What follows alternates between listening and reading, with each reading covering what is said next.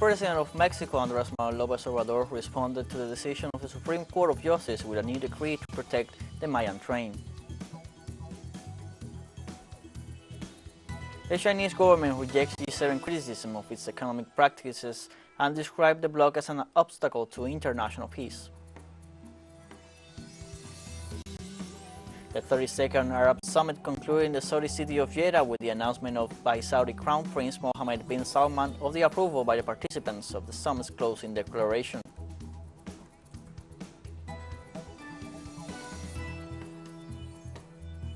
Hello, welcome to From the South. I'm Luis Alberto Matos from the teleSUR studios in Havana, Cuba. We begin with the news. The President of Mexico, Andrés Manuel López Obrador, responded to the decision of the Supreme Court of Justice with a new decree to protect the Mayan train. After the Supreme Court invalidated the presidential decree on priority projects classified as national security issued in 2021, the federal executive issued on Thursday afternoon a new decree stipulating that the construction, maintenance, operation, and administration of Mayan train infrastructure is national security and of public interest.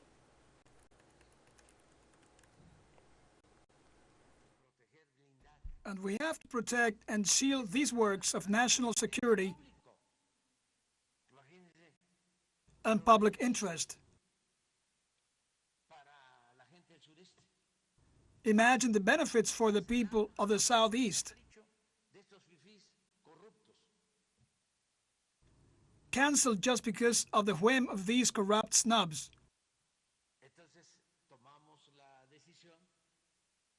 So the National Security Council took the decision to decree all these works as of national security and of public interest. The Mexican President justified the new decree that protects the prioritized works. That is why yesterday the decision was made to issue a decree so that this entire region, especially the railroads, ports, and airports, become a national security and public interest zone. In Peru, during the early hours of Friday morning, the Congress approved a draft legislative resolution that authorized the entry of United States military troops into Peruvian territory. With 70 votes in favor, 33 against, and 4 abstentions, the full parliament passed the legislation allowing the entry from June 1st to December 31st. Alfredo Azurin was the legislator in charge of justifying the text, who pointed out that the U.S. personnel will carry out cooperation and training activities with the armed forces and the national police. The resolution was condemned by left-wing benches. The vote took place 2 weeks after the Inter-American Human Rights Commission reported serious violations during protests, repression against the Congress and President Dina Boluarte.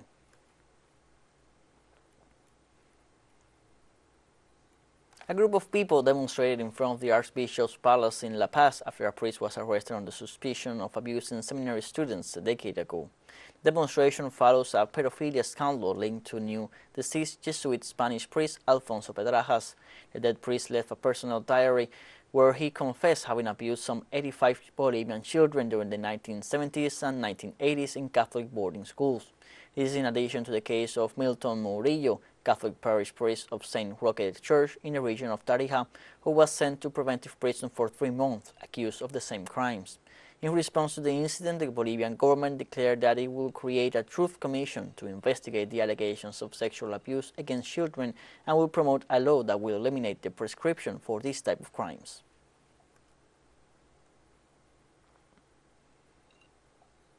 In Brazil, pressure grows to investigate Transparency International for collusion with former Operation Car Wash Task Force leader Delton Dallagnol, who was deposed from Congress this week for violating anti-corruption laws. In Recife, our correspondent Brian Meir has more.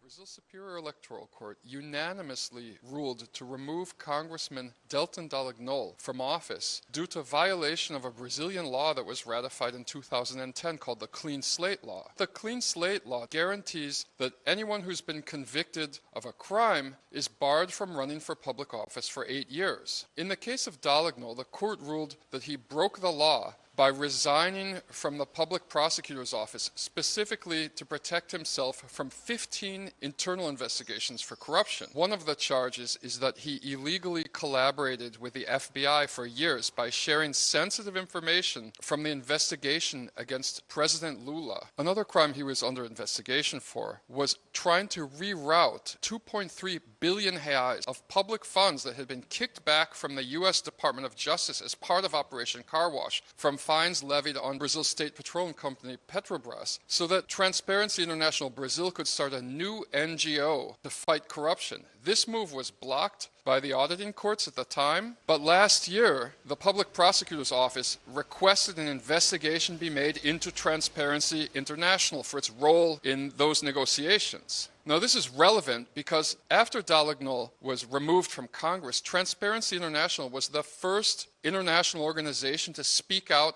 on his behalf. Two of Transparency International's biggest historic financiers, Shell Oil and ExxonMobil, were two of the largest beneficiaries of the massive privatizations of Brazil's offshore oil reserves that took place after the 2016 coup against Dilma Rousseff, a coup which at the time the leader of Transparency International Brazil denied had even taken place. So after these pronouncements by the head of Transparency International Brazil this week, pressure is rising to step up the investigation into one of the world's largest so-called anti-corruption NGOs. Let's take a short break now, but remember you can join us on TikTok at teleSUR English, where you will find news in different formats, news updates, and much more. All the stories coming up. Stay with us.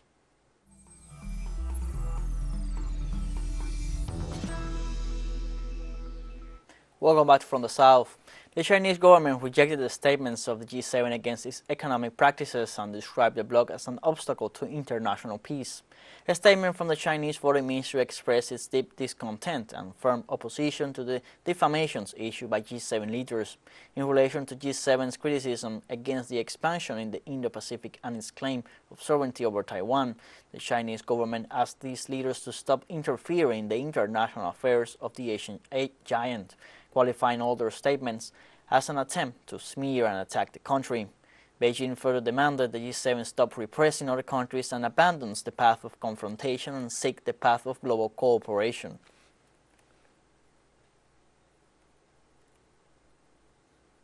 G7 leaders announced new sanctions against Russia and reaffirmed their commitment to help Ukraine in the conflict with Moscow.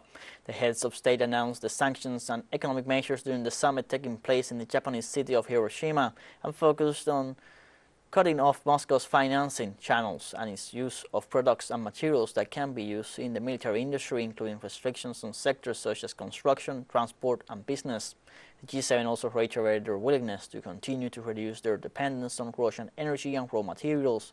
They also announced that they will work in cooperation with other key countries to implement future restrictive measures against Moscow and limit the revenues it earns from the diamond trade.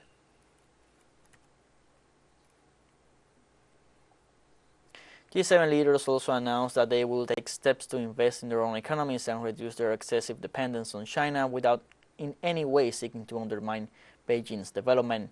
The leaders of the bloc pointed out that their decision is due to the fact that they consider that a resilient economy requires eliminating risk and diversifying, and they advocated taking steps individually and collectively in their own economies.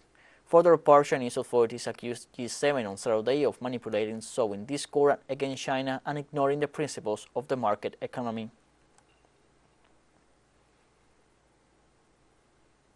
On Saturday, Russian Foreign Minister Sergei Lavrov said the country is attending the ongoing Group of Seven summit in Japan, aimed for the double deterrence of Russia and China. The task was set loudly and openly to defeat Russia on the battlefield, but not to stop there, to eliminate it as a geopolitical competitor. As a matter of fact, any other country that claims some kind of independent place in the world layout will also be suppressed as a competitor. Look at the decisions that are being discussed and adopted today in Hiroshima at the G7 summit, and which are aimed at the double deterrence of Russia and the People's Republic of China. In the meantime, the Chinese government announced it will step up its bid to compete with other technology innovation centers by building a science complex in Beijing. According to local media, the project will be personally overseen by President Xi Jinping and will be aimed at making China a global innovation leader for cutting-edge science and emerging industries. The authorities will also launch a roadmap to achieve breakthroughs in key fields such as low-carbon energy, space, life sciences, earth research, and artificial intelligence. Beijing estimates that by 2025, the technology industry will have at least 260 research employees for every 10,000 workers, contributing some $170 billion to the local economy.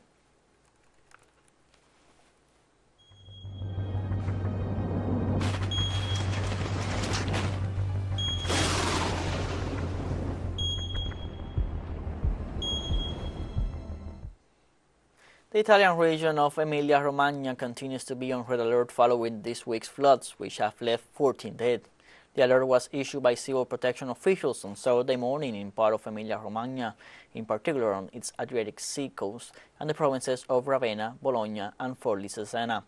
In this regard, the meteorological agency reported that the rains will be widespread but will continue with weak intensity. The authorities continue to assist the population and in the last few hours have focused on restoring public services. The overflowing of numerous rivers during the week caused the flooding of entire villages, leaving at least 14 dead, thousands of people displaced, and heavy material losses.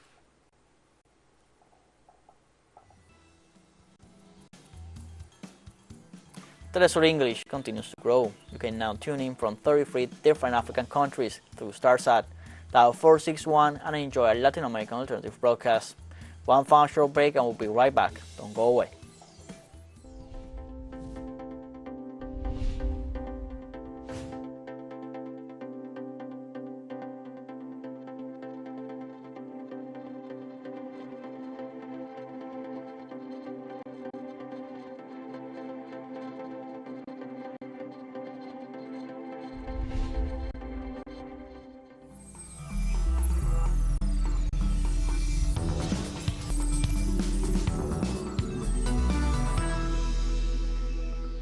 Welcome back to From the South.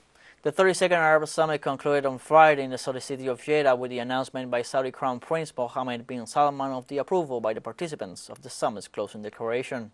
The summit discussed the Palestinian and Sudanese crisis as well as economic strategies. The event was also attended by Syrian President Bashar al-Assad for the first time in 12 years. Among the decisions adopted were to maintain the commitment of the member countries to reach a solution to the Palestinian cause, not to allow foreign interference in the internal affairs of the Arab countries and Sudanese affairs. In other part, they also agreed to create the appropriate conditions to achieve economic growth in the region and announced the organization of the next summit in Bahrain in 2024.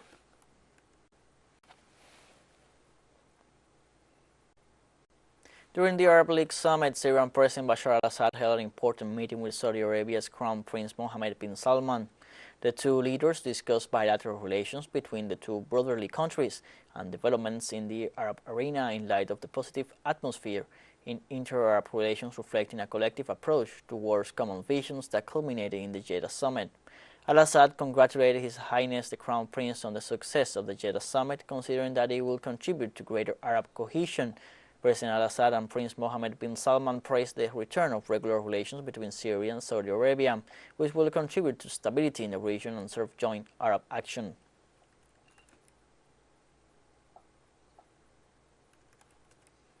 Al-Assad also met with the Vice President of the United Arab Emirates and head of its country's delegation to the summit, Sheikh Mansour bin Zayed Al Nahyan. Both leaders discussed bilateral relations between the two nations and ways of promoting joint actions. Sheikh Mansour conveyed to President al-Assad warm greetings from the President of the United Arab Emirates, His Highness Sheikh Mohammed bin Zayed Al Nahyan.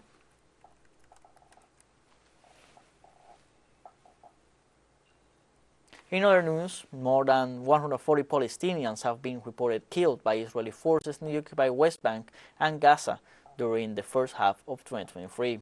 According to the Office for the Coordination of Humanitarian Affairs of the United Nations, the Israeli occupation forces have killed hundreds of Palestinians, including children. The international organization detailed that due to police operations and soldier raids in the Nablus and Jenin refugee camps, more than 200 Palestinians were injured and more than 50 students received medical treatment after being exposed to tear gas fired by Israeli forces.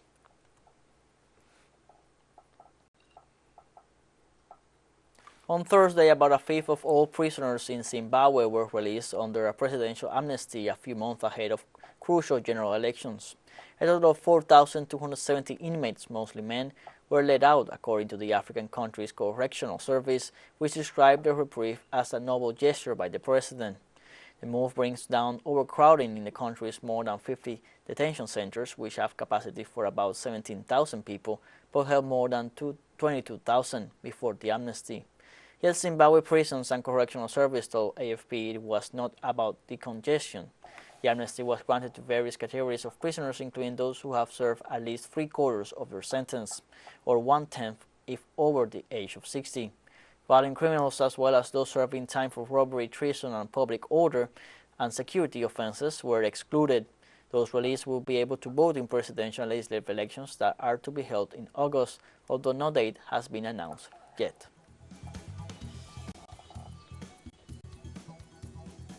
We have come to the end of this news brief. Remember, you can find these and many other stories on our website, telesurenglish.net. You can also join us on social media, on Facebook, Twitter, Instagram, Telegram, and TikTok. For TeleSUR English, I'm Luis Alberto Matos. Thank you for watching.